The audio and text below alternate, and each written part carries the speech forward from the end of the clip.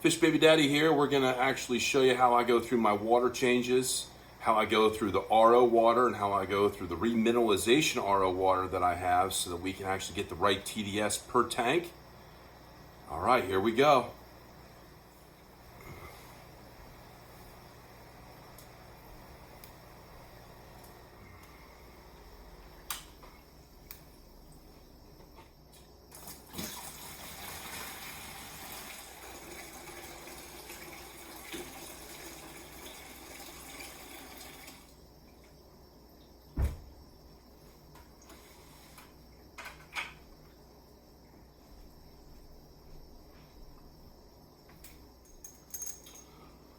Okay, so what I have is I have a hose. This hose I got at Lowe's, or I think it was Home Depot or something. And what I do is I'll take that hose to a little PVC project I made. It just has an L shape here, and then has like the ability to shut off the water and turn off the water. But I have like an attachment here at the bottom where I can actually connect the hose. So what I'm going to do is I'm going to connect the hose to this little PVC. The other side is going to be a pump that I have. You can get these at a garden store. You can get these at Home Depot or Lowe's. Then I attach the other end there. And then what I'm going to do is I'm going to take this, put it in the bucket of water. That's not on the video. I'll get that another time. And then what I'm going to do is I'm going to hook up this hose and get this thing filling up. I like doing it this way. Where we're hooking it up so it doesn't really disturb any of the plants if I'm just not dumping buckets of water into it. So it's actually kind of like a slow fill. So this slow fill is going to happen while I'm draining the other tanks. So it's kind of like by the time this is filled up, I already have most of these tanks already drilled and starting to fill. So I'm actually just trying to help with time.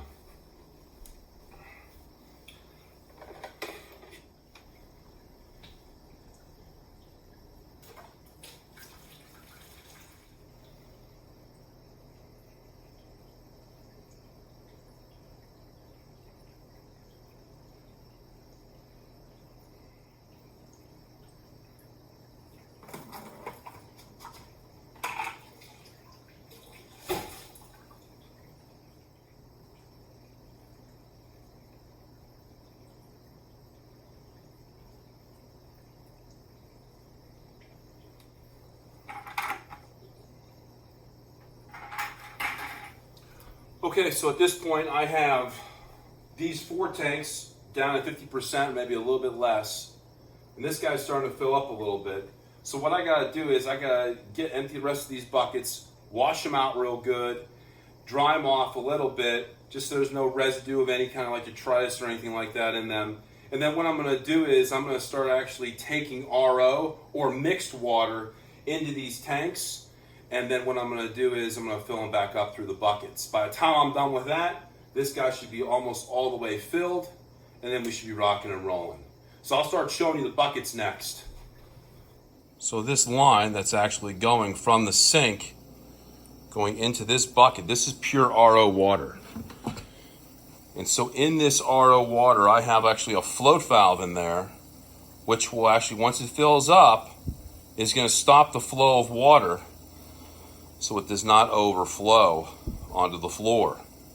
So this is the pure RO water. I'll use one bucket there, and I'll start filling it up out of here and then manually putting it in the tank.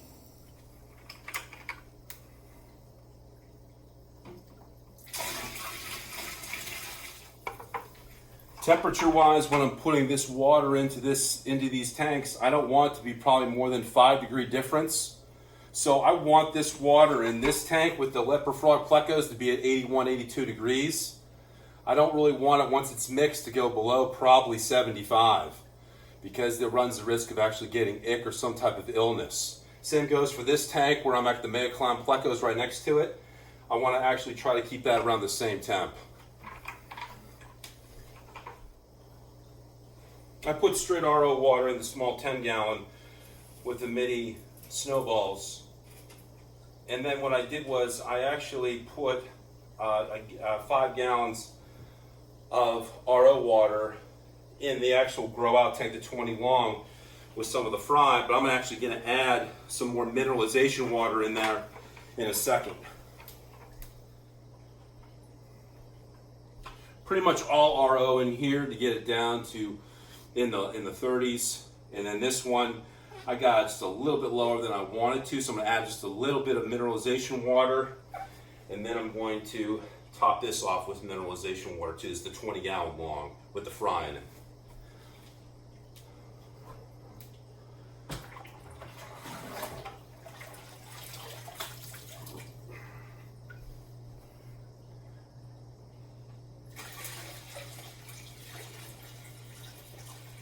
Here's another angle of that other bucket I was talking about. This brute bucket actually has a hose that I showed you that actually runs and then goes into that tank. So when I talk about remineralization of that bucket, what am I talking about? What I'm doing is I'm taking a couple scoops of this shrimp mineral, GH and KH, and then what I'm going to do is I'm going to dump that into that tank, and then I'm going to measure it. And I'm going to measure it based off of TDS. So you get a TDS meter, and what I want to do is I want to try to get that at around about 100 TDS. And how I'm going to get that is that I'm going to do this. I'll show you one second. The TDS meter, it's reading 0 because it's on the water, but you put that in the water, and then what you want to do is roughly put about 4 scoops of that in a 55 gallon brute bucket, and that will get you roughly about 100 TDS. So a lot of go-tos that I use when I'm actually doing cleaning on a tank is I'll use these melamine sponges. They do a great job. They're actually kind of like magic eraser sponges. They do a great job of actually taking even algae off of plants, and they don't even hurt the plant at all. So I would really strongly recommend those on tanks. And then I would also recommend some kind of a coordinator. I just put this in like a bottle that I got over at Target, and then I just use it as an easy pump. Then I'll actually try to use Aquarium Co-op Easy Green with Easy Carbon. And I like actually topping some stuff off with potassium. I feel like that's a go-to, and it actually really helps stabilize your KH, especially when you get into these softer waters. So potassium is very, very important, I believe. And I use Aquarium Safe because it's like a powdered formula, kind of like Prime, but it's in a powdered solution, so that you can actually use it with these micro spoons. And then you actually use them in smaller dosages, so you get more bang for your buck. So I really recommend the Safe over the Prime because you can save more money. So those are kind of like my go-tos in terms of solutions to actually help you when you're actually cleaning your aquarium.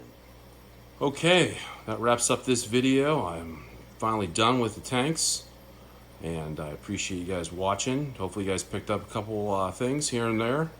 Maybe they can help you out. Until next time. And try to check in and subscribe to Fish Baby Daddy.